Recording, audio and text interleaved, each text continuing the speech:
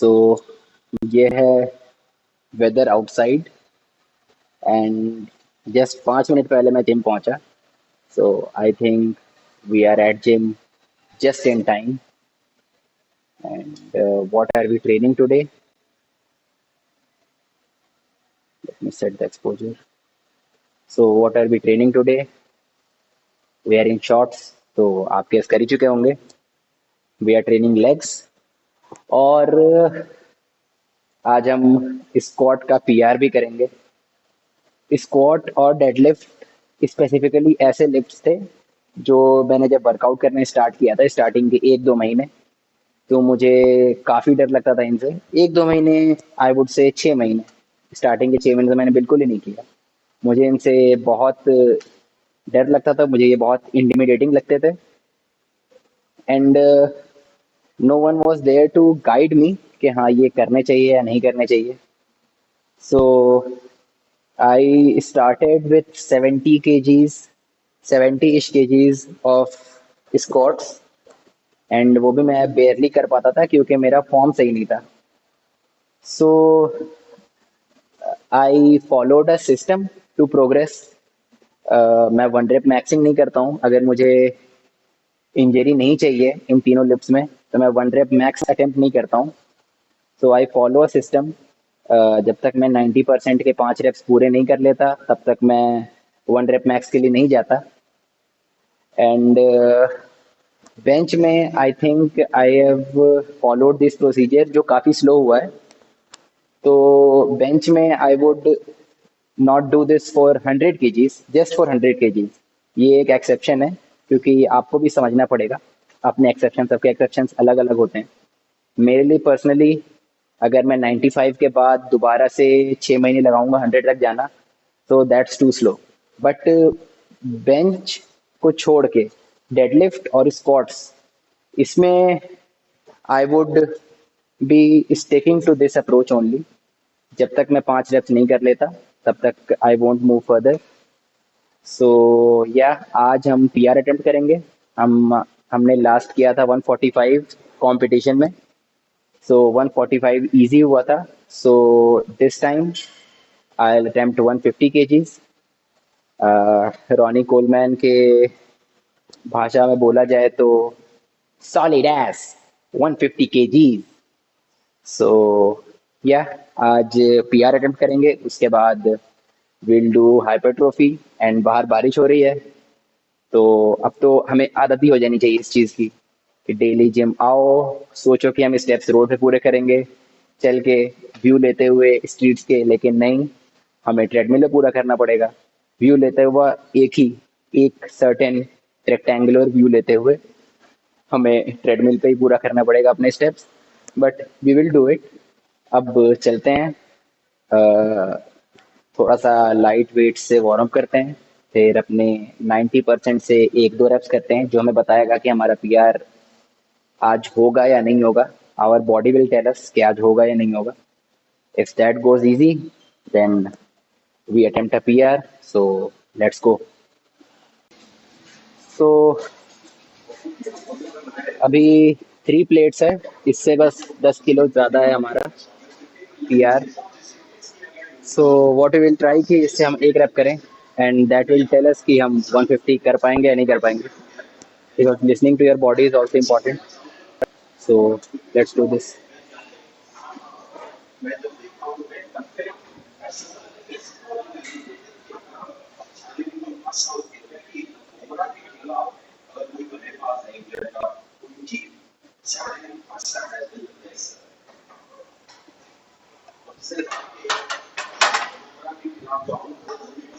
So this was easy. Now let's move to our PR. इससे बस 10 kilo ज़्यादा है. So what it will be 3.25 plates. 3.25 plates ये भी कम. होपफुली ये भी easy हो. We have to go down and we have to come up. That's the focus.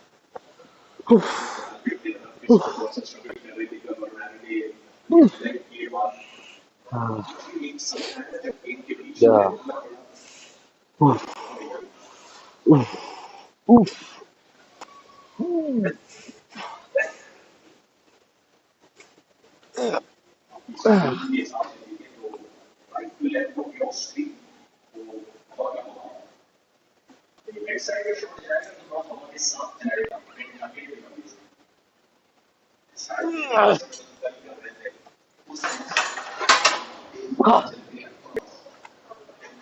That was easy. I'm lying. That was fucking hard,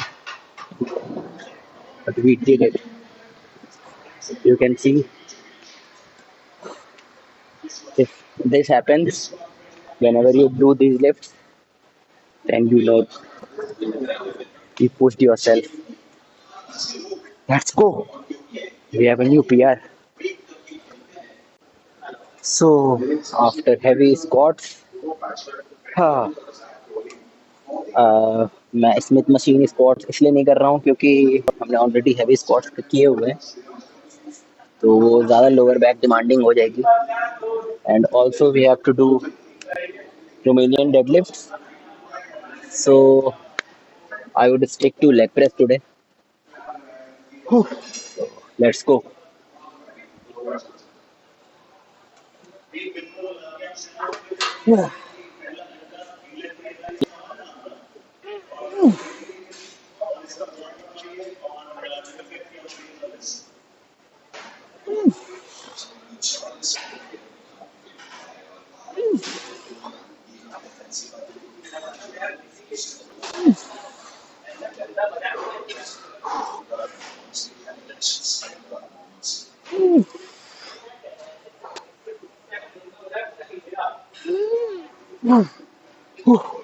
Come on.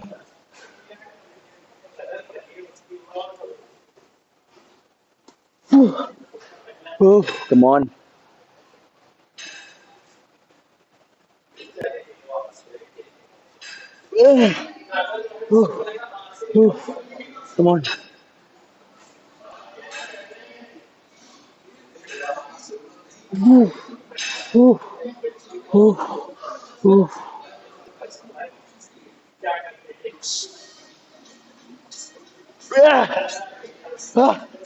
Come on.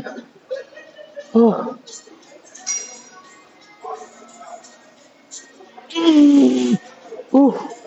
One more. One more.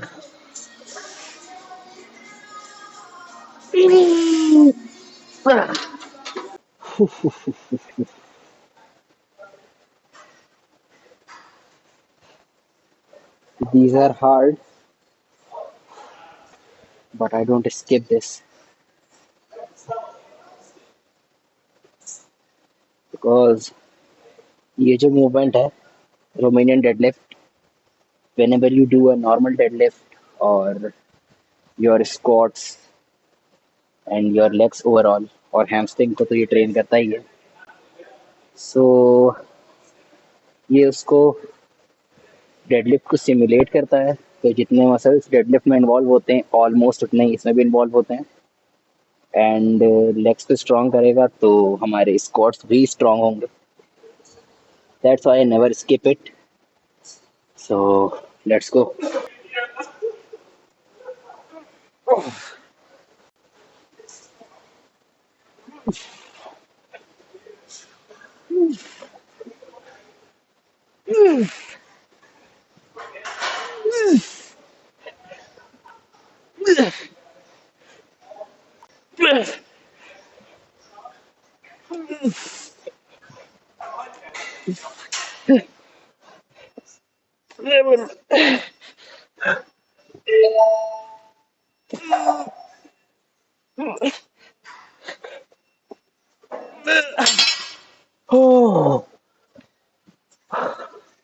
I would say ये था failure.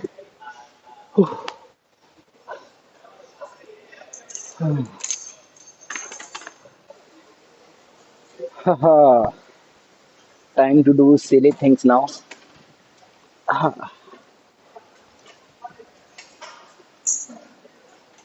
Compared to squats and deadlifts, ये तो सिली ही लगता है, but short range में train करता है तो we do it. Whew. Aiming for 12 reps for each leg.